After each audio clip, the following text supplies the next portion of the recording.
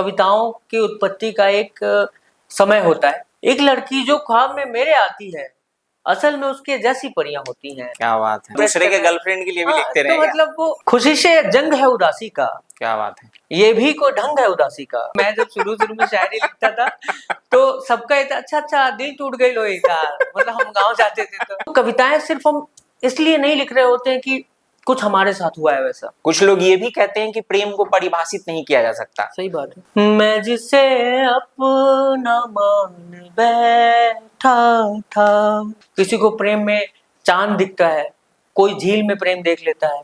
क्षणिक आकर्षण और प्रेम में यही फर्क है कि हमको प्रेम संभालना होता है। उसको पाने की ठान बैठा था। प्रेम में सबसे जो इम्पोर्टेंट है वो है इमोशन। शाहजादी तेरी जूती भी उठा सकता हूँ मैं। क्या बात है। शाहजादी इश्क में मेरे अना है ही नहीं। अना और इश्क एक साथ नहीं रह सकते हैं। स्त्री जब आपके जीवन में आती है तो कैसे आपको परिवर्तित करती है। कि प्रेम क्या होता है, प्रेम और आकर्षण के बीच का अंतर क्या है। मुझे लगता है कि प्रेम की सबसे सुंदर पल होते हैं जब आप वेट करते हो। आज का जो प्यार है वो कोसने का एक तरीका हो गया है। इश्क भक्ति होती थी, वो इश्क भक्ति की तरह होती थी वो प्रेम, वो समय होता था, है ना। तेरी बाली रखी है बटुए में। पुराना प्रेम होता था जब हम पीसीओ में डायरेक्टरी में ढूंढते थे नंबर, फोन करते हुए भी इंतजार। ये फिक्स नहीं होता था कि कौन उठाएगा वो फोन। कोई जब छोड़ के जा रहा होता है तो उस वक्त नहीं जाता है, वो बहुत पहले जा चुका होता है। ये ग्रीन फ्लैग रेड फ्लैग का क्या सीन है। ये दुनिया ही चल रही है प्रेम के होने पर। उसकी दो आंखें पानी है, मेरी दो आंखें सहरा है। क्या बात है। काश ये चारों मिल जाए, सहरा सहरा पानी हो। कुछ बातें की और तुम्ही में खो गए हम। बातें करते करते ही कब सो गए हम। जाने वालों जाओ यारों, शीशा मत दिखलाओ यारों। मैं खुद को ही ढूंढ रहा हूँ, मेरा पता बताओ यारों। हॉस्टल नंबर जान गया हूँ, व्हाट्सएप नंबर लाओ यारों। क्या बात। तुम मिले तो लगा रागिनी मिल गई। कुछ भी लिखना आसान नहीं, पूछो हम फनकारों से। लोहा काट रहे हैं कागज के तलवारों से। दोस्तों, आप सोच रहे होंगे या आप देख रहे हैं कि मैंने आज स्टार्ट किया है एक शायरी के साथ। आप सोच रहे होंगे कि नॉर्मली हम जब हमारा जो भी पॉडकास्ट होता है या हम स्टार्ट करते हैं तो उसमें शेरो शायरी या इस तरीके का एलिमेंट होता नहीं है, लेकिन आज कुछ अलग है। क्योंकि आज का जो डिस्कशन है, आज की जो चर्चा है, वो बेसिकली एक ऐसे गेस्ट के साथ है जो इसी फील्ड से आते हैं, जिनकी महारत इसी फील्ड में है। हालांकि मुझे कुछ खास शेरो शायरी आती नहीं है, लेकिन कहते हैं ना कि संगति से कुछ प्रभाव पड़ता है और एक दूसरे को देख के आदमी रंग बदलता है। तो जो इंसान मेरे साथ बैठे हुए हैं, चूंकि वो शेरो शायरी करते हैं, वो किताबें लिखते हैं, वो साहित्य की बातें करते हैं, वो साहित्य पढ़ते हैं, बताते हैं, लिखते हैं, तो मैंने सोचा कि मैं भी थोड़ा हाथ आजमाऊं। अब पता नहीं आप लोगों को कैसा लगेगा नहीं लगेगा, ये आपके ऊपर है और आप हमें बता सकते हैं। लेकिन मैं उससे पहले और सबसे पहले आपको आज के अपने गेस्ट से मिलवाना चाहता हूं। आज के हमारे गेस्ट हैं आशीष द्विवेदी भाई, और इन्होंने एक किताब लिखी है प्रेम की प्रमेय, और साथ ही साथ ये शेरो शायरी करते हैं, कविताएं लिखते हैं। इससे इतर इनका ये भी परिचय है कि ये आईआईटी या किसी टेक्निकल इंस्टीट्यूट में पढ़ाई करने तो नहीं गए, लेकिन इस देश की जितनी भी प्रतिष्ठित तकनीकी संस्थान है, चाहे वो आईआईटी हो, एनआईटीज हो, इन सब में इन्होंने पार्टिसिपेट किया है एक साहित्य व्यक्ति के रूप में, कविता गोष्ठियों में और शेरो शायरी और मुशायरों में। तो आज हम इनसे बात करेंगे और जानने समझने का प्रयास करेंगे। आज बेसिकली आज का जो पॉडकास्ट है वो सिर्फ कह सकते हैं कि एक तौर से बदकही टाइप का है, जैसे दो भाई आपस में मिलके बातचीत करते हैं, तो आज हम यही करेंगे। आपका बहुत बहुत स्वागत है आशीष भाई, कैसे हैं आप? मैं बिल्कुल अच्छा हूँ, बहुत बहुत आभार अनकंडीशनल रिपोर्ट की पूरी टीम का, और अविनाश भाई, अश्विनी जी, आशुतोष भाई, सभी का बहुत आभार, और दर्शक जो भी हमें सुन रहे हैं उनका भी बहुत आभार जो सुनेंगे। और मैं बिल्कुल अच्छा हूँ। तो आशीष भाई, आज ना बिल्कुल हम ऐसे बात करेंगे। नॉर्मली मैं मतलब जैसे मैं अपने बारे में अगर आपको बता दूं तो मुझे ना पॉलिटिक्स या इस तरीके की चीजें हैं, मेरा साहित्य में उतना रुचि रहा नहीं है। जी और ना मैं शेरो शायरी सुनता हूँ या मुझे मतलब वैसा कुछ मेरा सीन है नहीं। जी जी लेकिन मैं आज आपके माध्यम से जानना समझना चाहूंगा, तो बिल्कुल क्यों ना हम सबसे पहले किसी ऐसे शेर से या ऐसी कविता से बिल्कुल जो बिल्कुल आपको काफी पसंद हो अ, उसी से स्टार्ट करें, मुझे फिर हम लगता धीरे है कि धीरे अपनी चर्चा को आगे बढ़ाएंगे। बिल्कुल बिल्कुल आपने लगभग मेरे परिचय दे ही दिया है, लेकिन होता है हर इंसान का ना कविताओं की उत्पत्ति का एक समय होता है। उसके भीतर कविताएं आजीवन होती हैं क्योंकि संवेदनाओं से कविताएं बनती हैं या ठीक है। निकलती हैं, हम्म। और आपके भीतर वो पलती हैं। एक समय आता है जब आप टूट रहे होते हैं तो कोई एक चीज होती है जो आपका हाथ पकड़ लेती है, ठीक है। और मेरे लिए जीवन में वो चीज साहित्य रहा। ओके। मेरे लिए वो चीज जीवन में कविताएं रही। हम्म। एक समय था जब मैं जॉब में था, हमेशा इंजीनियरिंग करना है फिर जॉब करनी है, जैसा सोसाइटी बनी हुई है। हम्म। लेकिन कुछ वक्त के जॉब के बाद मुझे लग रहा था कि मैं इस एक क्वेश्चन, बहुत बेसिक सा क्वेश्चन मैंने अपने खुद से पूछा कि इस दुनिया में मैं इसलिए तो नहीं आया हूँ कि मैं सिर्फ जॉब करूंगा अगले 60 साल, 70 साल, 80 साल, और मैं बिल भरूंगा और मेरी मृत्यु हो जाएगी। ठीक है। ये मेरा तो नहीं हो सकता है, ओके। है ना? तो हाँ। मैंने फिर रिबेलियस अपने एटीट्यूड। तो मैंने अपने ऑफिस से छुट्टी ली 2 4 10 दिनों की। मैंने हम्म। खुद पे समय दिया कि बहुत दिनों तक कमरे में पड़ा रहा, कहीं निकलता नहीं। बस मेरे को पता करना था कि व्हाट इज गोइंग इनसाइड, क्योंकि ओके। मैं जो कर रहा हूँ वो नहीं करना है मुझे, क्लियर है। हम्म। तो फिर एक दिन किसी दिन रात के 3 बजे मुझे लगा कि यार कविता रिकॉर्ड करते हैं, और ये पता नहीं कहाँ से आया। तो मतलब उससे फिर पहले भी आप लिखते थे या लिखता रहा था, अचानक ही नहीं नहीं क्लिक कर नहीं, गया? लिखता रहा था मैं पहले भी, लेकिन ओके। कभी ऐसा नहीं लगा कि इसकी तरफ बहुत ध्यान देना है। ओके। कभी होता था ना कॉलेज में, बोल दिया अरे यार वो गर्लफ्रेंड के जैसे लिए कुछ, शौक है, शौक के हाँ तौर पे गर्लफ्रेंड के लिए लिखते रहे कुछ हैं। लिख के दे दो, या हम्म। किसी को मतलब इम्प्रेस दूसरे के करना है। गर्लफ्रेंड के लिए भी हाँ, लिखते तो रहे क्या? मतलब वो एक होता है ना कि दोस्ती यारी में आदमी बोल दिया अच्छा। ठीक है यार लिख दो, तो दे हम्म। दिया। कभी सीरियसली नहीं सोचा था। लेकिन जब आप अपने जीवन में उन क्षणों में होते हैं जब आप सबसे अकेले अकेले होते हैं, आपको पता होता है कि इस समय मैं घर पर फोन नहीं कर सकता हूँ कि मैं कैसा फील कर रहा हूँ, okay. Because they will feel worried कि क्या हुआ है लड़के को। बिल्कुल। और तो उस समय मुझे एक कविता मैंने रात के 3 बजे रिकॉर्ड की, और मैंने व्हाट्सएप पर, यूट्यूब पर सबको भेज दिया जो जो लोग मेरे नोन में थे। फिर अगले दिन प्रतिक्रिया आनी शुरू हो गई। तो वो एक समय था जहाँ से कविता की शुरुआत हुई थी मेरे जीवन में। और उस दिन करके मुझे लगा कि इसने मुझे थोड़ा तो आराम दिया है, इस कविता के लिखने और इसके प्रतिक्रियाओं को मिलने ने थोड़ा सा मेरा ध्यान भटकाया है। सुकून हाँ, महसूस हुआ सुकून में उस बेसिकली। जीवन से जिससे मैं गुजर रहा था। ओके, 9 to 6 तो वाले जॉब से। बिल्कुल, तो फिर मुझे लगा कि, और फिर वो कहते हैं ना कि एक बार जब बांध टूटता है तो नदी को रोके रहता है बहुत समय तक, और फिर जब बांध टूटता है तो एक साथ बहुत सारा पानी आता है। तो इसी तरह बहुत सारी कविताएं, कहानियां शायद अंदर दबी हुई होंगी। तो मैंने 2 3 महीनों में 2 3 डायरियां भरी, बहुत सारा कुछ लिखा, बहुत सारा कुछ लिखा, पता नहीं कहाँ से आ रहे थे शब्द। तो अपने परिचय का एक शेर जो मुझे लगता है कि हमेशा से लगता है कि मेरी एक 2 शेर है कि खुशी से जंग है उदासी का, क्या बात है। ये भी कोई ढंग है उदासी का। ओके। खुशी से जंग है उदासी का, ये भी कोई ढंग है उदासी का। क्या बात और हम पे बस एक रंग फपता है, हम पे बस एक रंग फपता है, और वो एक रंग है उदासी का। क्या बात। हम पे बस एक रंग फपता है और वो एक रंग है उदासी का। तो मुझे लगता है कि वो जो रंग हमारे भीतर, हमारे ऊपर चढ़ा हुआ है, तमाम उदासियों के रहते हुए भी एक रंग बिखेरने की जो हमारे अंदर रहता है, तो that is something we very relate to. और सारे कविता करने वाले, शायरी वाले, तो मैं बहुत इन पंक्तियों से रिलेट कर पाता हूँ, अपनी इन्हीं पंक्तियों से। आपने इसमें उदासी का जिक्र किया है तो मैं मतलब ये जानना चाहूंगा, 2 3 चीजें हैं जो आपने अभी बताया, उसमें से 2 3 सवाल मेरे जहन में आया। जी जी पहला तो ये कि आपने इस जो 4 लाइनें आपने कही उसमें उदासी का जिक्र है, तो ये आपने कब लिखा था? कभी ब्रेकअप वगैरह इस टाइप का हुआ नहीं, था यही या वैसे 9 to 6 से आप परेशान थे, उदास थे, समझ नहीं आ रहा था कि एग्जैक्टली जिंदगी कहाँ जा रही है, करना कुछ चाहते हैं, कर कुछ रहे हैं, जी तो वो वाला उदासी का माहौल था या कुछ और था? जी। तो एक मैं यहाँ पर चीज क्लियर करना चाहूंगा, जो हम लोगों से हमेशा ये बात बोला जाता है। मैं जब शुरू शुरू में शायरी लिखता था तो सबका ये था, अच्छा अच्छा दिल टूट गई लोहे का, मतलब हम गाँव जाते थे तो समझ कि रहा तो हूँ। क्यों हाँ। काहे शायरी लिखे लगला, हाँ, मैंने हाँ। क्यों ये सब लिख रहे हैं, कविताएं क्यों लिख रहे हैं। तो दिल टूट गया क्या तुम्हारा, कोई छोड़ के चला गया इसलिए कविता लिख रहे हो। नहीं तो ई तो फेमस लाइन बा। तो कोई भी कविता शायरी या ई तरह से कोई हाँ। साहित्य में कुछ करे लगी तो सबसे पहला शक ये जाला बिल्कुल कि बिल्कुल या तो बुझाई था कि लड़का आशिक हो गया आशिक हो गया है। तो हाँ। वो जो था, तो उसको मैं ये बात क्लियर करना चाहूंगा कि कई बार आप अपने दुख को नहीं लिखते हो, कई बार आप दुनिया के दुख को महसूस करने की जब क्षमता आपके भीतर आ जाती है क्या तो उस बात दुख को भी आप लिखते हो।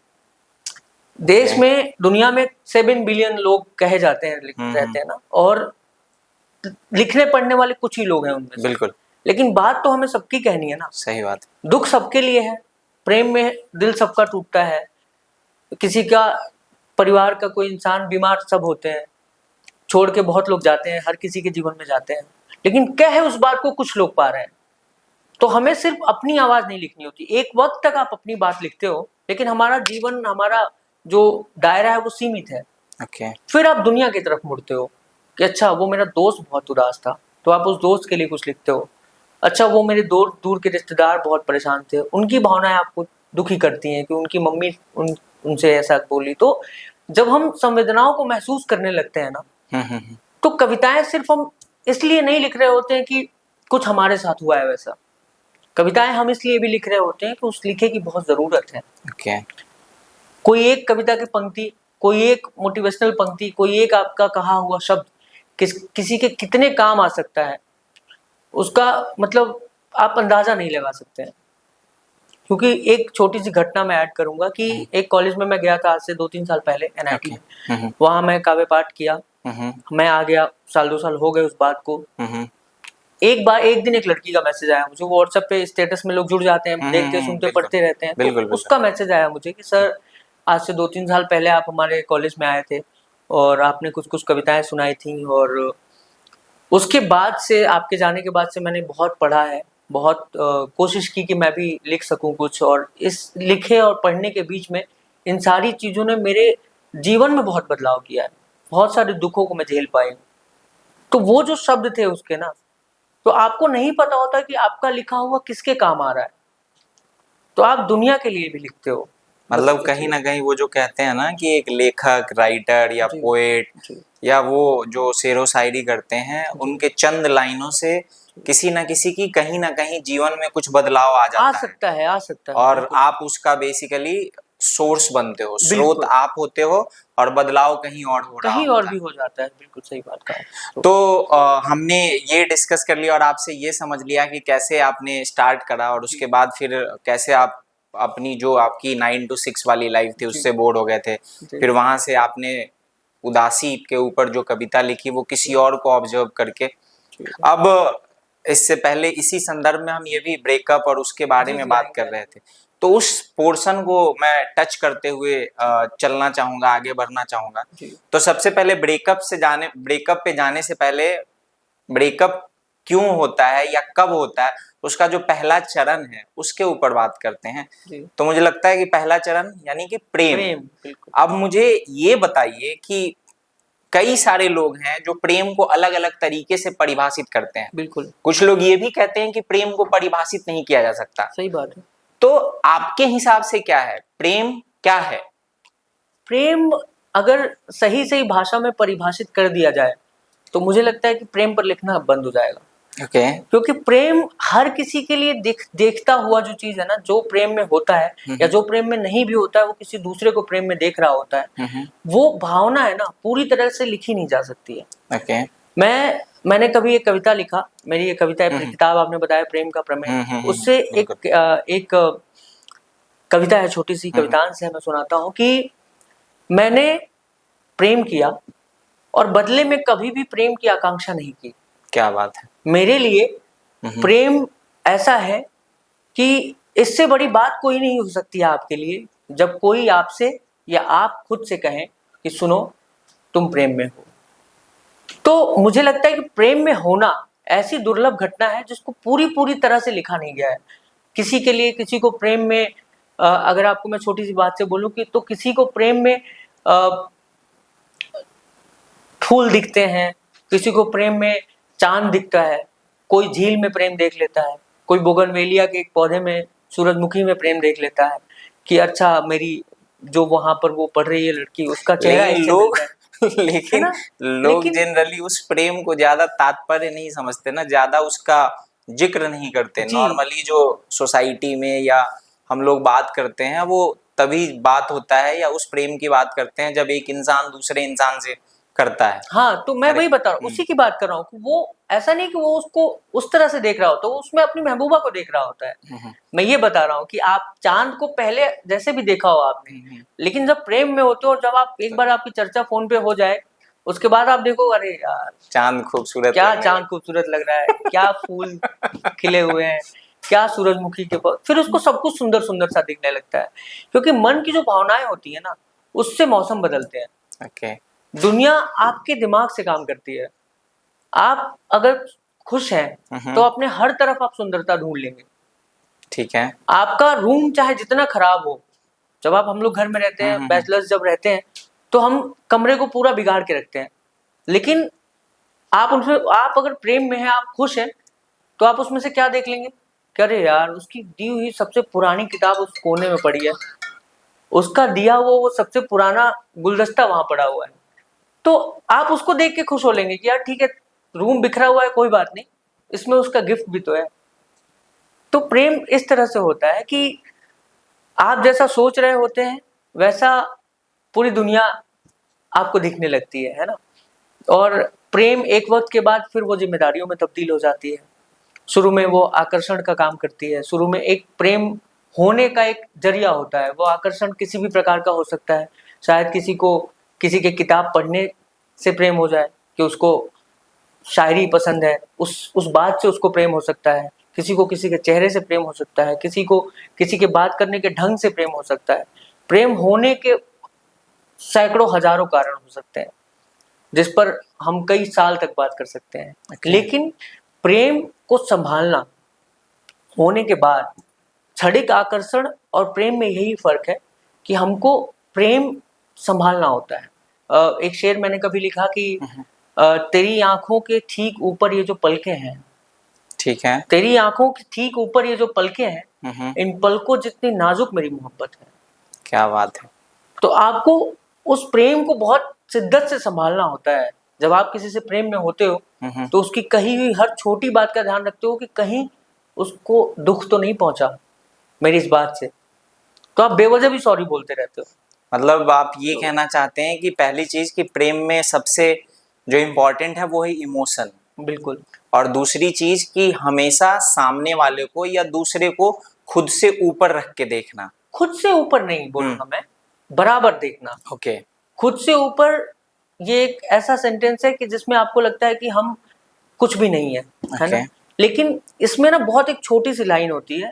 एक ईगो और एक सेल्फ रिस्पेक्ट होता है। इसमें एक बहुत ही बारीक लाइन होती है। तो कब आपका वो लाइन ब्रेक होगा और कब आप भीतर हर्ट हो जाएंगे, क्योंकि जिस दिन आपने खुद से आपका प्रेम अगर टूटा ना, तो फिर सामने वाला आपको बहुत खराब दिखने लगेगा। ओके। तो आपको बराबर देखना है। आपको बिल्कुल ये नहीं करना कि आप गुम हो गए या वो गुम हो गया, ऐसा नहीं है। आप दोनों सामने में भी रह सकते हैं। वो एक ऐसा क्षण होता है। एक बात मैंने हमेशा कही है कि दुनिया में प्रेम जब लोग करते हैं ना, या जब एक रिलेशनशिप में होते हैं, तो मैं कहूँ तो वो सिर्फ बड़ी बातों को याद रखते हैं कि किसी ने हमारे बर्थडे पर क्या किया, किसी ने हमें हीरा दे दिया, सोना दे दिया, या यहाँ घुमाने ले गए, वहां घुमाने ले गए। पर सच बताऊं, प्रेम उस छोटी सी चीज में है ना, कि जब हम ऑफिस से या किसी थके हारे लौटते हैं ना, और कोई आपसे एक बार ये पूछ ले कि यार दिन कैसा गया तुम्हारा, या कोई एक कप चाय लाकर बिना कहे रख दे। बिल्कुल। तो प्रेम आपको वहां बचाना है। आपको उन छोटी छोटी चीजों में तलाशना है कि कौन सी ऐसी छोटी बात है जो उसको पसंद है, या कौन सा ऐसा छोटा इमोशन है जिससे वो हर्ट हो जाती है या हो जाता है। तो आप अगर उन छोटी छोटी बातों को बचा लेगा ना, तो बड़ी बातें आपके जीवन में कभी इम्पैक्ट नहीं करेंगी, चाहे वो बड़ी लड़ाई हो या कोई बड़ा अचीवमेंट हो। बिल्कुल सही बात। तो आशीष भाई, आपको क्या लगता है, प्रेम में त्याग जरूरी है या फिर प्रेम में स्वतंत्रता होनी चाहिए, या दोनों होनी चाहिए? जी, हमारे अंदर ना जो सबसे बड़ी प्रॉब्लम जो रिलेशनशिप में होती है ना, वो एक चीज से होता है। एक समय के बाद ईगो आने लगता है कि यार उसने मेरी बात नहीं मानी, या उसने वो मेरे बिना कहे ये चला गया या वहां चला गया, बहुत सारी बातें ऐसे आने लगती हैं एक समय के बाद रिलेशनशिप में। तो आपको ना उससे बाहर आना होता है इस तरह से कि अगर किसी ने वो बात नहीं भी मानी है तो आप उसकी, सबसे बड़ा जो गेम है ना इसमें कम्युनिकेशन का है। आप है। अगर सिर्फ बात कर लेना हम्म। तो बहुत सारी बातें ऐसे ही खत्म हो जाएंगी। Okay. और ईगो सबसे बड़ी दिक्कत क्या करता है कि वो आपका कम्युनिकेशन ब्रेक करता है। इसमें मैंने कभी कहा था, एक शेर कहा था कि वैसे तो मैंने जब दोस्तों को सुनाया तो उनको थोड़ा अच्छा नहीं लगा, फिर मैंने कहा यार मेरी शादी होने वाली है, तो उन्होंने कहा कि ये बहुत अच्छा शेर है। अच्छा, अभी तो शेर अभी सुनिएगा अभी आपकी कि शादी हुई है ना? जी जी बहुत बहुत शुक्रिया, कि शाहजादी तेरी जूती भी उठा सकता हूँ मैं, शाहजादी तेरी जूती भी उठा सकता हूँ मैं, क्या बात है। शाहजादी इश्क में मेरे अना है ही नहीं। तो अना और इश्क एक साथ नहीं रह सकते हैं। आपको ये मानना पड़ेगा कि आप अगर इश्क में हैं तो आप पीर फकीर आदमी हैं। आपको ये फर्क नहीं पड़ना चाहिए कि आप किसका जूता उठा रहे हैं या किसका, क्यों मैं इसके लिए ये करूं, क्यों मैं उसके लिए वो करूं। वहां सारे सवाल जवाब सब खत्म हो जाते हैं। अपनी धर्मपत्नी के लिए भी प्रबोध भैया की 2 पंक्तियां हैं, वो मैं कह देता हूँ, क्योंकि मुझे लगता है कि जीवन में शादी से पहले एक अलग दुनिया होती है, शादी के बाद बहुत सारी जिम्मेदारियां जुड़ती हैं। सबसे पहले घर वाले ये नोटिस करने लगते हैं कि अब बाबू का फोन नहीं आ रहा है, पहले इतना आता था। तो मतलब बहुत सारी चीजें अब बदल गया। ये बिल्कुल जोक वाली बात है, मेरे घर में ऐसा कुछ नहीं है। तो मैं ये बता रहा था कि एक स्त्री जब आपके जीवन में आती है तो कैसे आपको परिवर्तित करती है, कि जादूगर सा काम किया है यार तुम्हारी भाभी ने, क्या बात है। जादूगर सा काम किया है यार तुम्हारी भाभी ने, एक मकान को धाम किया है यार तुम्हारी भाभी ने, वाह वाह वाह, क्या बात है। यार तुम्हारी भाभी ने, और इतने व्रत उपवास अमावस पूनम सब मेरी खातिर, इतने व्रत उपवास अमावस पूनम सब मेरी खातिर, पत्थर शालीग्राम किया है यार तुम्हारी भाभी ने। क्या बात है। प्रबुद्ध भैया की 2 पंक्तियां थी। तो ऐसे स्त्री आपके जीवन में जब आती है तो बहुत सारी चीजें परिवर्तित होती हैं, बहुत सारी चीजें सीखने को मिलती है कि तौलिया कहाँ नहीं रखना है, और ऐसी बहुत सारी चीजें, मतलब हम लोग चप्पल जब कहाँ रखना है। चप्पल कहाँ आपको खोलना है घर पे, तो ऐसी बहुत सारी चीजें होती हैं। मेरे दोस्तों ने मुझसे पूछा कि यार शादी के बाद भी तुम कविताएं कर पा रहे हो, ये तो बहुत आश्चर्य की बात है, बोल भी पा रहे हो। तो मैंने कहा जीवन में शायद मैंने कोई पुण्य किया होगा कभी, तो ये रिश्ता हो पाया है। नहीं, मेरे हिसाब से जैसे नॉर्मली मैंने देखा है कवि को या शायर को, जितना मुझे पता है या जो भी मैंने सुना है जी कि आम लोगों के साथ होता ही है कि शादी के बाद उनकी बोलती बंद हो जाती है जी, ऐसा, लेकिन शायरों या कवियों के साथ ये नहीं होता, वो ज्यादा बोलने लगते हैं। बिल्कुल, मुझे तो भी मतलब शादी के बाद भी मैंने 2-3 पॉडकास्ट तो किए ही हैं। तो जी अब इसी में मैं आगे आपसे ये जानना समझना चाहूंगा कि जैसे हम प्रेम की बात कर रहे हैं जी और आपने बताया काफी अच्छे अच्छे आपने शेरो शायरी के माध्यम से समझाया भी कि प्रेम क्या होता है, प्रेम और आकर्षण के बीच का अंतर क्या है। बिल्कुल और तो उसी में मैं आगे आपसे ये जानने और समझने का प्रयास करूंगा, और अब इसके माध्यम से मैं चाहूंगा कि जो भी ऑडियंस हमें देखेगी उनको पता चले कि एक बेसिक सा नॉर्म चलता है या डिस्कशन या डिबेट चलता है, या हमने कई बार ये कहते हुए भी सुना है कि अब तुम बदल गए हो। सही बात। तो क्या ये एक्चुअल में होता है कि समय के साथ प्रेम में, प्यार में या रिश्तों में बदलाव होता है, या फिर इंसान बदल जाते हैं जो उसमें होते हैं, उसका पार्ट होते हैं? इसमें ना बहुत जरूरी आपने सवाल पूछा है, और जैसा इस समय घटनाएं हो रही हैं, जैसे न्यूज में रोज रोज खोलता हूँ और रोज कुछ ना कुछ एक नया खबर सुनने को मिलता है, और ये दोनों जेंडर में काफी डिप्रेसिंग न्यूज काफी है वो डर सब। का माहौल है, मर्द समाज में भरा हुआ है, काफी डर है। और सेम लड़कियों के साथ भी है, क्योंकि ये अचानक से ये घटनाएं दिख रही हैं तो लो रहा है, लेकिन जबकि स्त्रियों के साथ कितने सालों से ये हो रहा है। आप ये सोचिए कितनी ऐसी घटनाएं हैं जिसको हम भूल जाते हैं, हर मिनट वो घटनाएं हो रही हैं। और मुझे सच में अब लोगों को लगता है कि आश्चर्य आपको एक जेंडर की तरफ से क्यों हो रहा है। बिल्कुल। आप महीने में हजारों केसेस ऐसे सुनते हो, तब आपको आश्चर्य नहीं होता है। तो आप दोनों पक्षों की तरफ से देखो, और मैं इसमें किसी को भी अच्छा और बुरा नहीं कह रहा हूं, मैं बस यहाँ ये कह रहा हूं कि आपको एक बेसिक सी चीज जो समझनी है कि जब रिश्ते खराब होना शुरू होते हैं तो वो क्यों खराब होना शुरू होते हैं, क्यों होते हैं? क्योंकि आप चीजों को फॉर ग्रांटेड लेने लगते हो या ले लेते हो। जैसे हमारे घर में मम्मी है, हम लोग जब छोटे होते हैं तो क्योंकि वो झापड़ मार पाती है तो सारे काम करवा लेती है। फिर जब हम बड़े होते जाते हैं तो हमें लगता है माँ ही है, वो तो घर में ही रहने वाली है, पापा है घर पे ही रहने वाले, तो हम उनकी बातों को टालने लगते हैं जैसे जैसे हमारी समझ विकसित होती है। मम्मी 5 बार कहेंगी तो हम 1 बार सुनेंगे, फिर धीरे धीरे वो संख्या 10, 20, 25 बार में पहुंच जाती है। 3 बार वो कहेंगी कि खाना खा लो, तब हम शायद तीनों बार नहीं खाएं। तो क्यों ऐसा होता है? क्योंकि उनका एफर्ट काउंट ही नहीं कर रहे हैं हम। तुम्हें लग रहा है ये तो माँ है, आपको लग रहा है माँ है, माँ तो ये करेगी, आप तो उनकी जिम्मेदारी समझ चुके हो। बिल्कुल सेम चीज रिलेशन में होने लगता है कि जब तक एक प्रणय निवेदन आप कर रहे होते हो कि हाँ मैं हमारे जीवन में आ जाओ, तब तक तो आप रखते हो कि यार सब कुछ संभाल कर रखना है। फिर वो स्त्री आपके जीवन का हिस्सा हो जाती है या वो पुरुष आपके जीवन का हिस्सा हो जाता है। उसके बाद आप फॉर ग्रांटेड लेने लगते हो कि अब तो हमारी शादी हो गई है, अब क्या, अब तो फिर वहां पे आप क्या छोटी छोटी चीजों, जैसे एफर्ट्स की, मैं जिन एफर्ट्स की बात कर रहा था वो हम बंद कर देते हैं। ओके हम ये पूछना बंद कर देते हैं जो हम हर वक्त पूछते रहते थे शादी से पहले कि तुम कैसे हो, तुम कैसे हो, दिन कैसा जा रहा है, दिन कैसा जा रहा है। एक लड़ाई पे 100 सॉरी आप लिख देंगे व्हाट्सएप पर।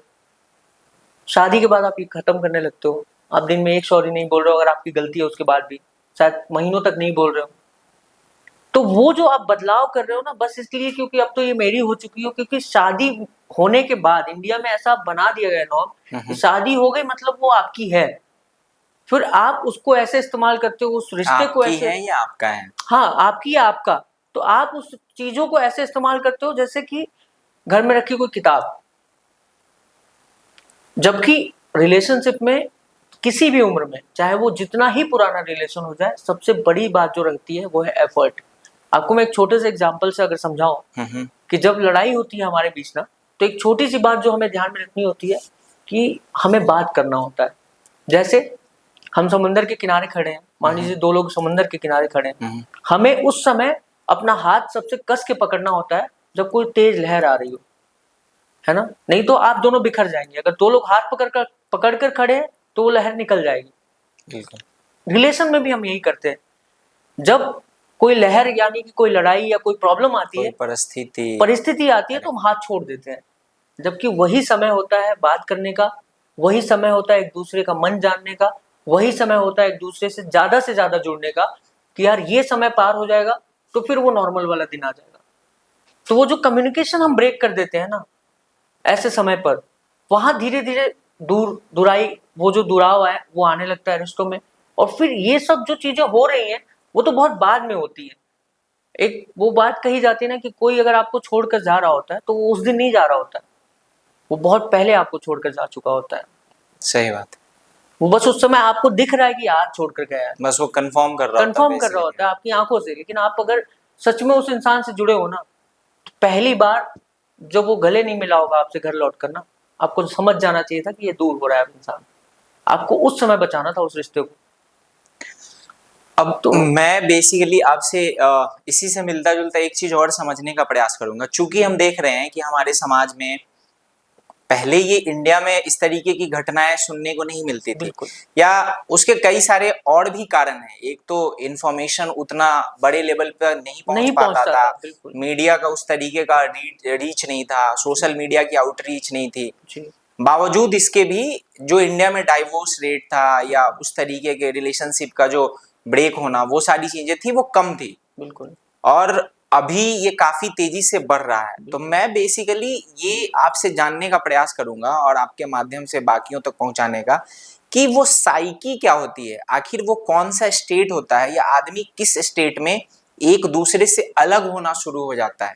जैसे आपने बोला ना कि कम्युनिकेशन होना चाहिए, बिल्कुल। बातचीत होना चाहिए। तो वो कौन सा स्टेट आदमी अटेन कर लेता है, चाहे वो मतलब जेंडर स्पेसिफिक नहीं, ये सवाल मेन हो विमेन हो कोई भी, वो किस स्टेट में होता है, मैं वो अगर आप कुछ बता पाए। अगर मुझे ये लगता है ना कि हम जिस रिश्ते में भी होते हैं, हमारी जो अपेक्षाएं हैं ना, वो हमें सबसे ज्यादा नुकसान पहुंचाती हैं।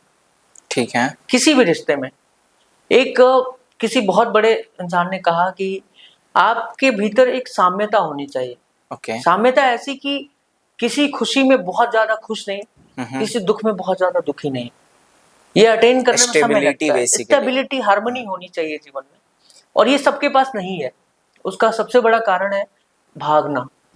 हम एक अंधी दौड़ में हैं। हम उस अंधी दौड़ में हैं कि जहां हमें घर खरीद लेना है, हमें गाड़ी खरीद लेनी है, हमें आज 20 लाख की गाड़ी है, कल 40 लाख की गाड़ी ले लेनी है। हमें एक अंधी दौड़ है जिसमें हमें नहीं पता कि करना क्या है, क्योंकि उस 20 लाख की गाड़ी में भी आप मार्केट तक ही जा रहे थे, 40 लाख की गाड़ी में भी आप मार्केट तक ही जा रहे हो, लेकिन उस 20 से 40 तक पहुंचने में जितना टाइम आप दे रहे हो ना, उससे आप अपनों को इग्नोर कर रहे हो। आप धीरे धीरे बात करना कम कर देते हो अपने घरों में, मम्मी पापा से कम करते हो, तो वो लोग, आप मान चुके हो कि वो समझदार लोग हैं, वो जान जाएंगे बेटा बिजी है या बेटी बिजी है। फिर यही चीज आप अपने रिश्तों में करने लगते हो, यही चीज आप अपने बच्चों के साथ करने लगते हो कि यार आई हैव मीटिंग्स। आपके लिए वो आसान बात है, आपने 3 शब्द में बात कह दी कि आई हैव मीटिंग्स, बट यार वो लड़की जिस किसी का बर्थडे हो सकता है या कोई एक अच्छी बात कहने आई हो आपसे, उसकी कॉलेज में हो सकता है उसका नंबर ज्यादा आया हो जो वो बात आपसे कहने आई, हम जहां इन बातों को इग्नोर करने लगते हैं ना, वहां परिवार आपसे दूरी बनाना शुरू कर देता है। पहले हम लोग छोटे थे तो हमारे गांव में लड़ाइयाँ होती थी मम्मी पापा के बिल्कुल, बीच में हाँ। भी, है ना। तो हमारी मम्मी कहती थी कि ये हो गया वो हो गया, गुस्सा शुरू हो जाता था, तो उन दोनों में से कोई एक चुप हो जाता था थोड़े समय के लिए। फिर पापा चुप हो गए, वो बाहर चले गए, अब वो लौटेंगे, अरे चाय बनाइए या बनाओ, क्या हो गया, क्या लाना है, वो बात खत्म हो चुकी है अब वहां से। बिल्कुल सही बात। तो नई कहानी शुरू हो गई कि ठीक है वो बोला, वो खत्म। अभी क्या है ना कि हम उन ग्रजेस को कैरी करते हैं, किसी ने कोई बात कह दी तो हम उसको कैरी करके चलते हैं कि यार ईगो बड़ा हो गया है ईगो इससे। बड़ा हो गया है। तो हम, और ईगो क्यों बड़ा हुआ है, क्योंकि हम अपने आप को मानने लगे हैं कि हमारे अकाउंट में इतना पैसा है, हमारे पास इतना धन दौलत है, तो why will someone will talk to me like that. Okay. आप अगर गलत हो, आपके पास पैसा होना या आपके पास कुछ भी होना आपके गलत को सही नहीं कर सकता है ना। अगर आपने किसी से ठीक से बात नहीं की, आपके पास चाहे आप कुछ कोई भी हो, वो सही नहीं हो सकता। अगर आपने ठीक से बात नहीं की मतलब नहीं की, तो उस पर अपोज किया जाएगा। जो गलत है वो गलत है, चाहे वो तो किसी भी सिचुएशन में या किसी के द्वारा भी किया जाए। बिल्कुल बिल्कुल। तो एक जो बेसिक ह्यूमन नेचर है ना, एक बेसिक ह्यूमन बिहेवियर है हम लोग को। अब जैसे आजकल क्या होता है कि कोई आपके साथ अच्छा व्यवहार कर दे तो वो बड़ी अजीब सी बात लगती है। ऐसा क्यों? मैं बताता हूँ क्यों। हाँ। क्योंकि बहुत कम घटनाएं ऐसी हो गई है। मतलब आप सड़क पे चल रहे हो ना, कोई गिर जाएगा, कोई उठाने नहीं आ रहा है, आप अचानक से पहुंच के उठा दो, आपको हीरो की तरह देखा जाएगा। लोग वीडियो बनाने में ज्यादा विश्वास करते हैं। जबकि ये बेसिक ह्यूमन नेचर होना चाहिए कि अगर आपके साथ चलता हुआ कोई इंसान गिर गया तो आप नॉर्मली उठा लोगे उसको कि ठीक है। ये एक बेसिक ह्यूमन कैरेक्टरिस्टिक है। लेकिन अब ये चीजें इतनी एबनॉर्मल हो चुकी हैं कि कोई किसी को बढ़ता हुआ नहीं देखना चाहता है। कोई गिर गया तो ठीक है यार, चलो मेरे को ऑफिस पहुंचना है, I have some important work to do. तो ये जो भागम भाग है ना, अगर हम थोड़ा सा स्लो हो जाए ना, हम थोड़ा सा अपने अपने 20 मीटर या 50 मीटर के दायरे में देख लें कि अच्छा इसी 50 मीटर के दायरे में मेरी मम्मी है, मेरी सिस्टर्स हैं, या मेरी बीवी है, बच्चे हैं या दोस्त हैं, उस सर्किल को केवल हम बचा लें ना जीवन में, तो लिटरली आपको जीवन में किसी चीज को बचाने की जरूरत नहीं है। फिर वो लोग आपके लिए सब कुछ बचा देंगे। ओके।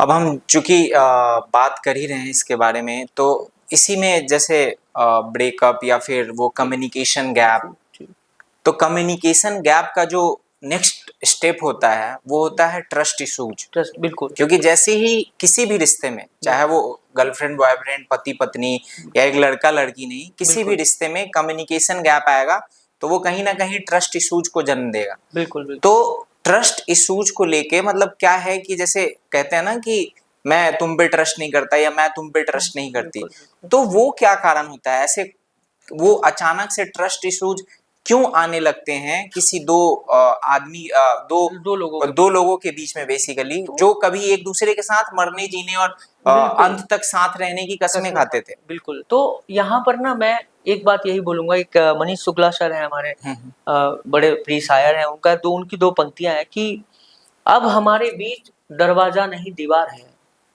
क्या बात। अब हमारे बीच दरवाजा नहीं दीवार है, और कोई दीवार दस्तक से कभी खुलती नहीं। क्या बात है।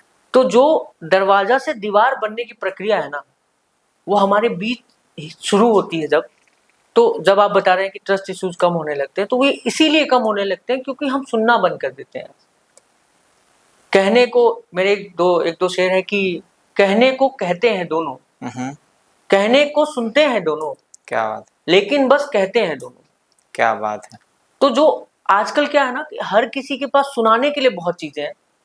आप ऑफिस से परेशान होकर आए, आपको कहना है कि मैं दिन में ऐसा था, वैसा था, वैसा था, ऐसा हुआ, लेकिन आपके अंदर ये नहीं है कि जिससे मैं कह रहा हूँ उसको भी मैं रुक कर सुन लूं। सुनने का पेशेंस। तो सुनने वाली जो बात है, जहां अब कोई मान लीजिए आप दुख में हैं, आपने कोई बात कहनी शुरू की, मैंने 2 मिनट बाद बोला अरे यार मेरे को कॉल आ रही है, मैं कॉल बैक करता हूँ। वो दो दोस्त के बीच में हो सकता है, वो हस्बैंड वाइफ के बीच में कोई भी रिलेशन हो सकता है, वो आपका 2 मिनट नहीं हुआ, आप बिजी हो गए, जो भी रीजन है।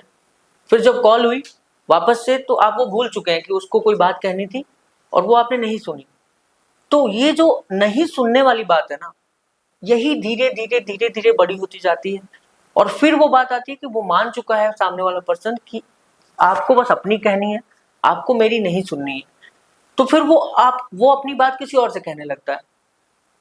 फिर आप क्वेश्चन करते हो कि अरे यार तुम मेरे से ये बात क्यों नहीं बोली, क्योंकि आपने तो ध्यान ही नहीं दिया कि उसने 100 बार कोशिश कर ली थी आपसे अपनी बात कहने की। क्योंकि कान सबको चाहिए, सुनने वाले सबको चाहिए। नहीं, अगर ये सुनने वाले लोग कम हो जाएंगे ना दुनिया में, तो ये जो सुसाइड और ये तमाम चीजें हैं ना, ये बाहर के देशों में बहुत ज्यादा है। बिल्कुल। क्योंकि वहां सुनने वाले कान बहुत कम है, सुनने वाले लोग ही नहीं है। तो जो बेसिक जो ट्रस्ट इश्यूज की आप बात करें, तो वो वहीं से शुरू होती हैं, जहां हम एक दूसरे को सुनना बंद कर देते हैं। तो आखिर वो क्या डिफरेंसेस है जो पुराने टाइम का प्रेम है, जैसे कि राम जी, माता सीता जी। या राधा कृष्ण की अगर हम बात कर लें, और आज के समय का जो प्रेम है, सही बात। जिसको समय समय पे देखते हैं हम कि लोग कोसते फिरते हैं। बिल्कुल। तो आखिर ऐसा क्या बदलाव है या लोगों में क्या बदल गया है जिसके वजह से आज का जो प्यार है वो कोसने का एक तरीका हो गया है? मुझे लगता है कि प्रेम, जब उस समय का जो प्रेम होता था या जो वो भावनाएं थी, वो इतनी निर्मल थी कि आपके भीतर वो प्रेम की भावना से बदलाव आता था। आपको ये इच्छा नहीं हो सकती और ना ही ये पता था कि वो व्यक्ति हमारे जीवन में रहेगा या नहीं रहेगा, है ना, या उससे हम मिल पाएंगे कभी या नहीं मिल पाएंगे। प्रेम हो गया। प्रेम में कोई एक तरफा दो तरफा नहीं था।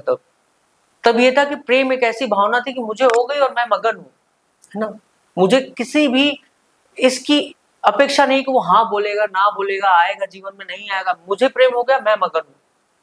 तो वो जो ईश भक्ति होती थी, वो ईश भक्ति की तरह होती थी वो प्रेम, वो समय होता था, है ना।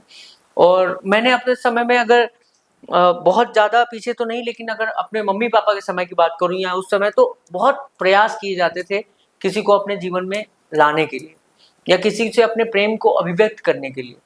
पहले जमाने में जो प्रेम होता था उसमें बहुत प्रयास होते थे। अगर बचपन में बात करें, जब फोन नहीं होते थे हमारे यहाँ, जब पीसीओज हुआ करते थे, या वो भी नहीं होते थे तो खत हुआ करते थे, है ना, लेटर्स होते थे।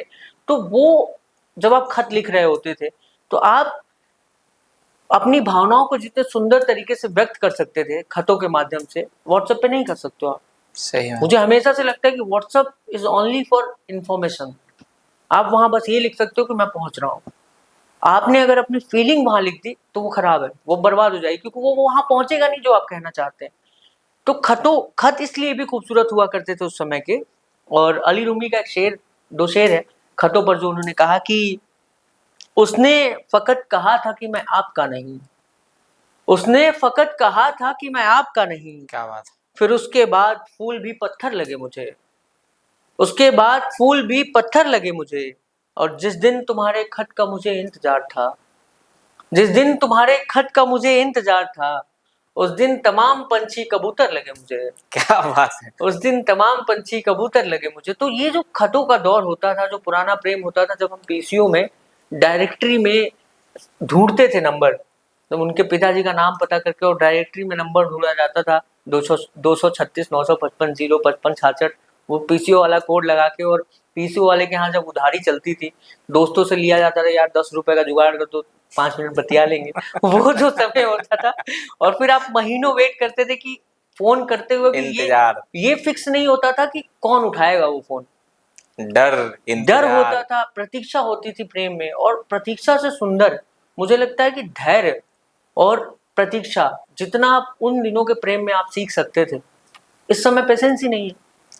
तो प्रतीक्षा, मुझे लगता है कि प्रेम की सबसे सुंदर पल होते हैं जब आप वेट करते हो। मैं अभी कुछ एक वीडियो देख रहा था, उसमें बाबा जी से वो कुछ कह रहे थे कि आप ना किसी से कुछ मत मांगो, ईश्वर से कुछ मत कहो, कुछ मत कहो, एक पत्थर को आप मान लो ना, और सिर्फ आप वहां जाओ और अपनी उपस्थिति दर्ज कराओ और चले आओ। एक वक्त आएगा ना जब वो पत्थर खड़ा होकर बोलेगा कि यार तुमको क्या चाहिए, क्यों नहीं कुछ कह रहे हो मुझसे, तुम मांग क्यों नहीं रहे हो कुछ। सही बात। तो प्रतीक्षा में इतनी ताकत होती है, धैर्य में इतनी ताकत होती है कि अगर आपने सिर्फ धैर्य धारण कर लिया ना, और आपने मान लिया कि जिसको जब आना है आपके जीवन में वो आ ही जाएगा। तो अब ऑब्वियस सी बात है ना कि पेशेंस आप क्योंकि ये जो समय है जेन जी, जेन अल्फा और पता नहीं कौन कौन सा बहुत सारे इसमें मैंने कई जगह पे देखा है, रील्स वैसे ही देख रहा था मैं, सिचुएशन शिप, नैनो शिप और पता नहीं कौन कौन से चोचले आ गए हैं जी। तो इस शिप के टाइम में आप पेशेंस की बात कर रहे हैं, तो मुझे नहीं लगता कि लोगों में उस लेवल का पेशेंस रह गया है कि वो उतनी प्रतीक्षा करेंगे। 2 मिनट में मैगी चाहिए सबको। बिल्कुल बिल्कुल। और यहाँ पे ना मैं आपको बात बताऊं कि लोगों को ना ये नहीं पता है, जब जल्दीबाजी में हमेशा हम ना होता है ना कि जल्दीबाजी में हम गलत जूते पहन लेते हैं, जल्दीबाजी में हम गलत किताब उठा लाते हैं, जल्दीबाजी में हम कोई जरूरी कागज घर पर भूल आते हैं। यही चीज रिश्तों में होता है, जल्दीबाजी में हम हमेशा उस इंसान से मिल बैठते हैं। और ये सिर्फ रिश्तों की ही बात नहीं, ये तो वैसे जीवन में कॉमन लाइफ का भी। जल्दीबाजी में क्या होता है कि हमें हमेशा वो चीज चुन लेते हैं जो सबसे खराब होगा। आप सब्जी लेने जाओगे, आप सबसे जल्दी में सबसे खराब फल चूज करके आ जाओगे। तो अली जरीउन का एक शेर है कि सब कर लेना, लम्हे जाया मत करना। क्या बात। सब कर लेना, लम्हे जाया मत करना, गलत जगह पर जज्बे जाया मत करना। क्या बात है। गलत जगह पर जज्बे जाया मत करना। यार ये कट कर देना ना, मैं फिर से पढ़ देता हूँ कि सब कर लेना, लम्हे जाया मत करना, गलत जगह पर जज्बे जाया मत करना, और जिसकी आंखें प्यारी बातें झूठी हो, जिसकी आंखें प्यारी बातें झूठी हो, उसकी खातिर सपने जाया मत करना। क्या बात है। तो आपको ये पहचानना होगा, और पहचान आप तब पाएंगे जब आप रुक कर देखेंगे, जब आप ठहर कर प्रतीक्षा करेंगे, धैर्य रखेंगे, तो आपको उस इंसान की खामियां भी, उस इंसान की खूबसूरती भी, हर चीज दिखाई देगी। और फिर आपको समझ में आएगा कि उसकी आंखें प्यारी और बातें झूठी हैं, तो आपको किनारा कर लेना है। तो आपको किनारा कब करना है? अगर किसी भी रिश्ते में अगर आप सही समय से निकल गए ना, एग्जिट सही होना चाहिए आपका। एग्जिट सही होना चाहिए। सही समय पर किसी भी रिश्ते से निकल गए ना, तो आप 2 लोगों की जिंदगी बचा लेते हो। ठीक है। एक शेर है कि गलत सही जगह पर, जो एग्जिट वाली बात हम कर रहे थे, कि सही जगह पर एग्जिट करना क्यों इतना इंपॉर्टेंट है। मैं 2 पंक्तियों में बताता हूँ कि वो भी दिन थे जब आंखों से ख्वाब छलकते रहते थे, वो भी दिन थे जब आंखों से ख्वाब छलकते रहते थे, अब तो हमको नींद भी आना ख्वाब के जैसा लगता है। क्या बात है। अब तो हमको नींद भी आना ख्वाब के जैसा लगता है, और कोई छोड़ के जाता है तो कुछ तकलीफ तो लाजिम है, कोई छोड़ के जाता है तो कुछ तकलीफ तो लाजिम है, स्टेशन से रेल चले तो हल्का धक्का लगता है। क्या बात है। स्टेशन से रेल चले तो हल्का धक्का लगता है, कंचन डोभाल जी की पंक्तियां हैं। तो ये जो बात कही गई है शायरी के द्वारा, इसमें हम यही कहने की कोशिश कर रहे हैं कि आप किसी भी रिश्ते को ना ढो नहीं सकते हैं। जब हम बात कर रहे थे किसी के छोड़ के जाने की, तो कोई जब छोड़ के जा रहा होता है तो उस वक्त नहीं जाता है, वो बहुत पहले जा चुका होता है। तो उस वक्त बस वो कंफर्मेशन दे रहा होता है। तो किस समय किस रिश्ते से आपको निकलना है, अगर आप निकल पाएंगे ना, तो ये जितनी घटनाएं हो रही है ना, इन सब घटनाओं से हम बच सकते हैं। अच्छा, इसी में मेरा एक अगला सवाल ये मेरे जहन में आया, जब आप बता रहे हैं कि आपको पता होना चाहिए कि वो करेक्ट टाइमिंग कौन सा है कि आपको किसी भी रिश्ते से या किसी भी जगह से तो नहीं, किसी रिश्ते से एग्जिट करना है। तो अगर आप उसके बारे में कुछ बताना चाहें किसी शायरी के माध्यम से या वैसे ही, कि कब पता चल जाए किसी को भी कि अब ये सही समय है यहाँ से निकलने का, इस रिश्ते से निकलने का। मैं इसमें ये जरूर बात कहूंगा कि जैसे होता क्या है ना, लड़कों में हमेशा, जो आपने छोड़ के जाने की बात की कि कब उनको लगता है कि छोड़ के चले जाना है रिश्ते में, या बता देना है कि यार अब नहीं हमारा हो पा रहा है, या तुम्हारा मंजिल कुछ और है, गोल कुछ और है। तो इसमें मैं एक बात कहूंगा कि ये सिर्फ आपकी मर्जी नहीं होनी चाहिए, है ना, दोनों की होनी चाहिए। दोनों की होनी चाहिए, और आपको समझना पड़ेगा, ये परस्पर समझना पड़ेगा, और वहां भी कम्युनिकेशन ही काम करता है। आजकल आप सुनते हैं ना कि 37 साल बाद ब्रेकअप हो रहा है, शादी के 50 साल बाद लोग एक दूसरे को छोड़ रहे हैं, और खुशी से छोड़ रहे हैं कि ठीक है यार, अब तक हम जिए, सब कुछ ठीक रहा, अब तुम अपने रास्ते, हम अपने रास्ते, हमारी अपनी इंडिविजुअलिटी है। वो ऐसा क्यों होता है? वो इसलिए ऐसा होता है क्योंकि जब हम शादी में आते हैं ना, या जब एक किसी रिलेशन में आते हैं, तो हमें लगता है कि जो सामने वाला है वो सब वो करे जो हम चाहते हैं, वो अपनी इंडिविजुअलिटी खोने लगता है। ओके। आपका एक बेसिक सा गेम है कि आपको जो सामने वाला आपके जीवन में है ना, उसकी इंडिविजुअलिटी बचा लेनी है। चाहे वो कोई चीज उसको पसंद हो, कोई चीज उसको बनाने का पसंद हो, करने का पसंद हो, उसकी इच्छाएं क्या है। आप एक समय के बाद, एक बहुत छोटी सी बात है कि आप एक समय के बाद अपनी मम्मी से अपने घरों में पूछना बंद कर देते हैं कि मम्मी आपको क्या पसंद है। आप अपने पापा से पूछना बंद कर देते हैं कि आपको कौन सा कलर पसंद है पापा।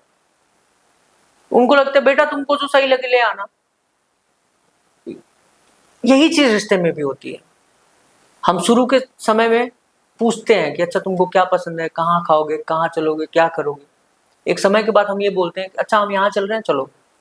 इसमें एक और सवाल है मेरा आशीष भाई, आप बता रहे हैं कि परस्पर, जी, यानी कि दोनों के बीच में बात होना चाहिए, बट ये जरूरी तो नहीं कि हर सिचुएशन में दोनों उसी फेज में हो या उसी स्टेट में हो, दोनों ही निकलना चाहते हो। बिल्कुल। ये भी होगा ना, मतलब मल्टीपल केसेस तो यही देखने को मिलेगा कि एक निकलना चाहता है और दूसरा वहीं स्टक है। बिल्कुल। तो फिर कहीं ना कहीं आप दूसरे के साथ तो गलत कर रहे हो जो निकल रहा है। तो यही अभी जो मैं शेर कह रहा था ना कि स्टेशन से रेल चले तो हल्का धक्का लगता है, लेकिन उस धक्के से संभलने का जो जज्बा है ना, वो आपको संवेदनाएं देती है, वो आपको साहित्य देता है, वो आपको किताबें देती है, वो आपको दोस्त देते हैं।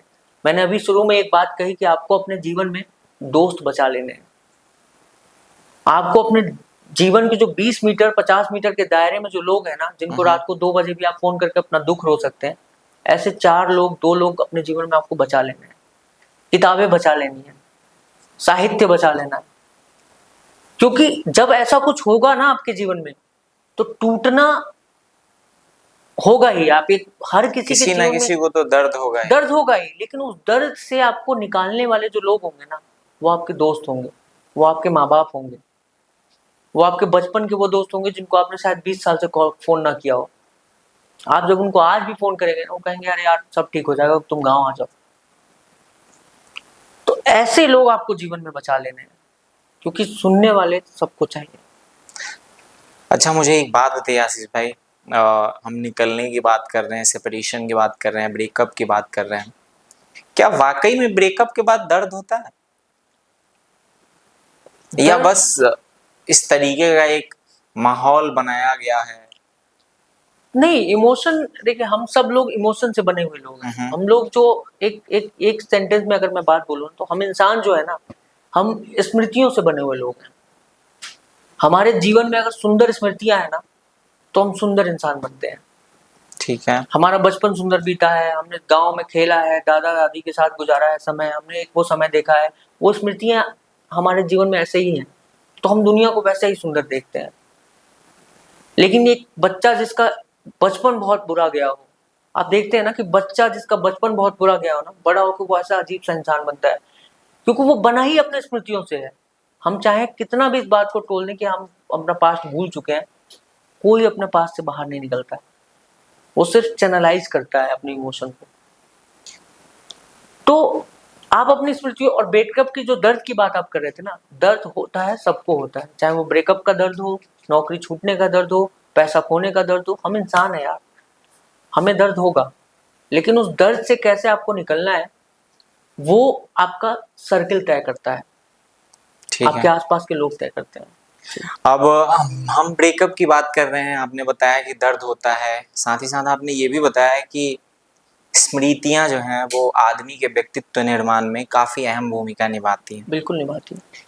अब जैसे आजकल ना कई सारी चीजें चल रही हैं, ग्रीन फ्लैग, रेड फ्लैग और पता नहीं और क्या क्या, तो ये ग्रीन फ्लैग रेड फ्लैग का क्या सीन है? प्रबुद्ध सौरभ भैया की 2 पंक्तियां हैं कि काम पर उसने लगा रखी है सारी कायनात, काम पर उसने लगा रखी है सारी कायनात, वक्त के मजदूर हैं सब, हम हो या कि आप हो। तो हम क्या सब लोग जो है ना वक्त में बंधे हुए हैं।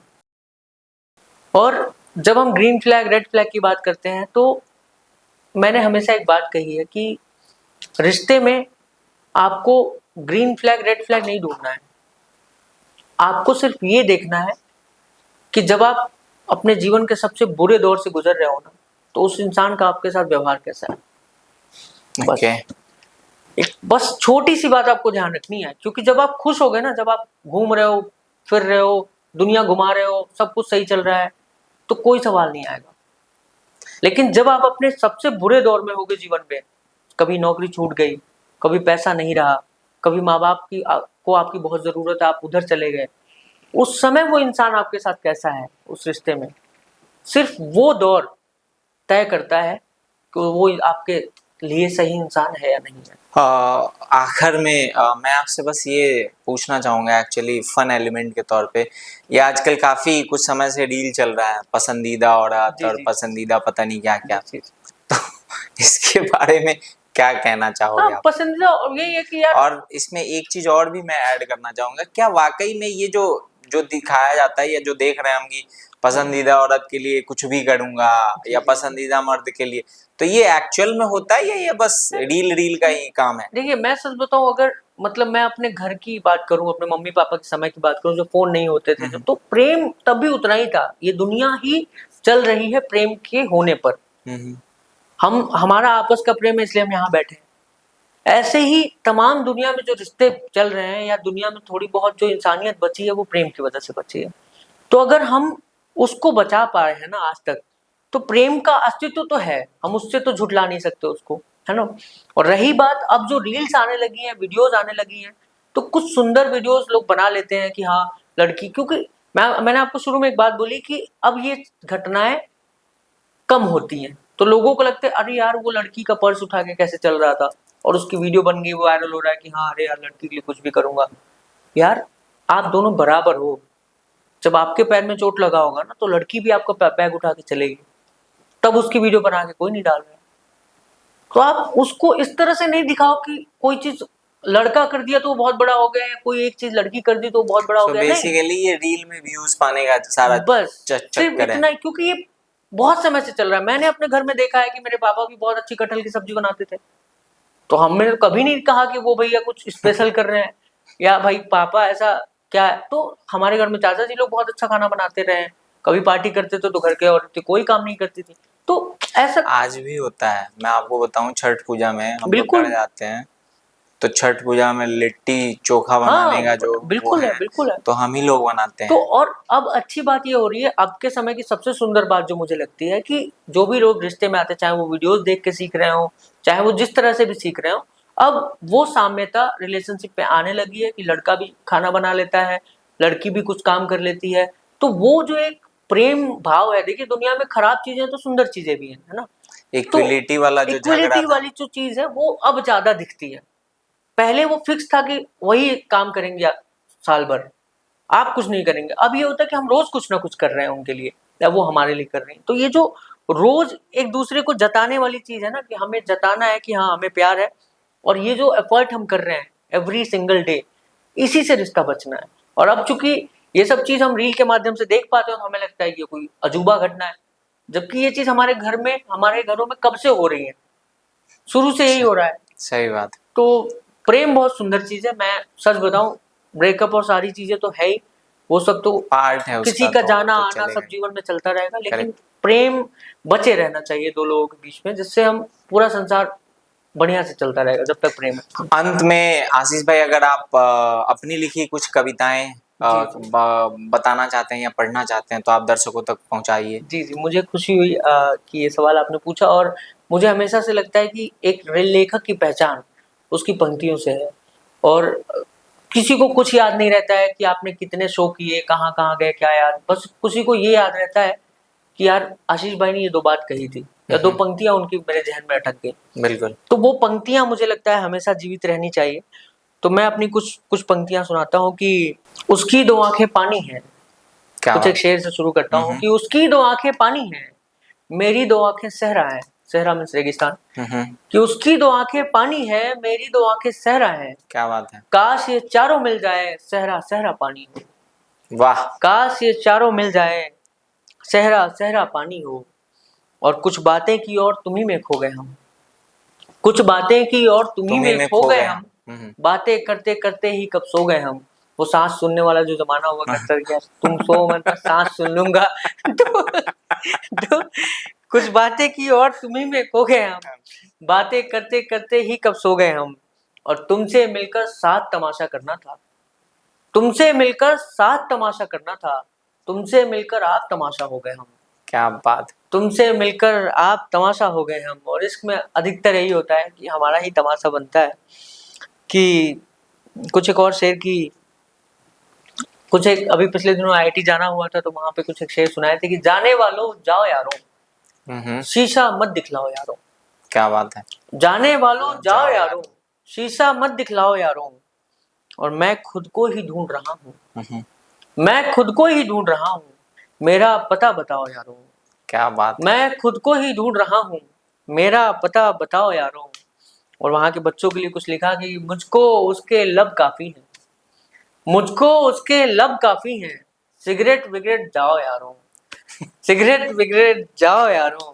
और व्हाट्सएप नंबर जान गया हूँ, व्हाट्सएप नंबर, हॉस्टल नंबर जान गया हूँ, हॉस्टल नंबर जान गया हूँ। व्हाट्सएप नंबर लाओ यारों। क्या बात है। कॉलेज में हॉस्टल से ही कहानी शुरू होती है कि हॉस्टल नंबर जान गया हूँ, व्हाट्सएप नंबर लाओ यारों। एक गजल है कि हम सोचे थे कैसी परियां होती हैं, दूर देश में ऐसी परियां होती हैं। हम सोचे थे कैसी परियां होती हैं, दूर देश में ऐसी परियां होती हैं। और एक लड़की जो ख्वाब में मेरे आती है, एक लड़की जो ख्वाब में मेरे आती है, असल में उसके जैसी परियां होती हैं। क्या बात है। और हमारे कहा जाता है कि गांव 70% है।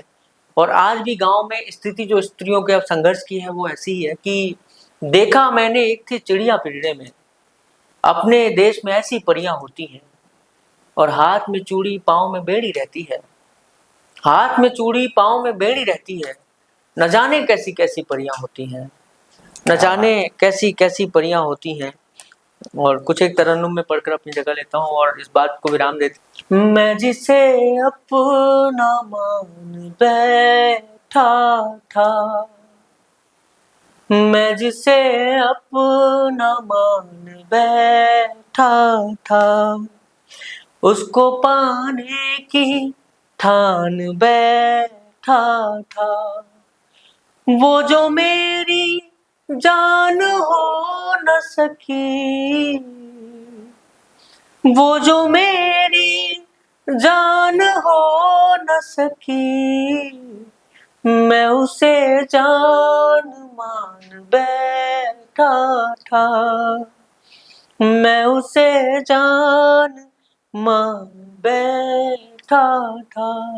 और एक प्रयोग देखिएगा कि सांस आती है सांस जाती है, मुझको बस याद तेरी आती है।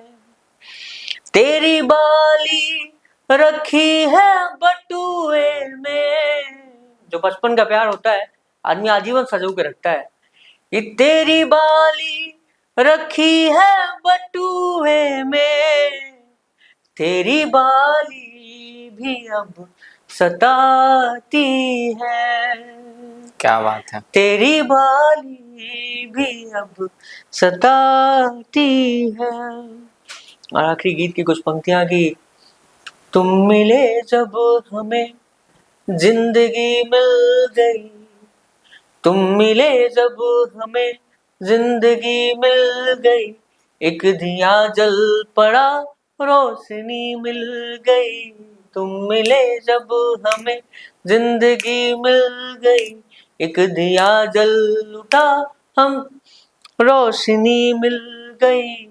हमने की थी प्रतीक्षा बड़ी देर तक, हमने की थी प्रतीक्षा बड़ी देर तक, तुम मिले तो लगा हर खुशी मिल गई, तुम मिले जब हमें। और कहा जाता है कि हम इस संसार में अकेले आते हैं, कोई मिलता है और हमें पूरा करता है। कि हमने छेड़ा अकेले था जिस राग को, हमने छेड़ा अकेले था जिस राग को, तुम मिले तो लगा रागिनी मिल गई, तुम मिले जब हमें जिंदगी मिल गई।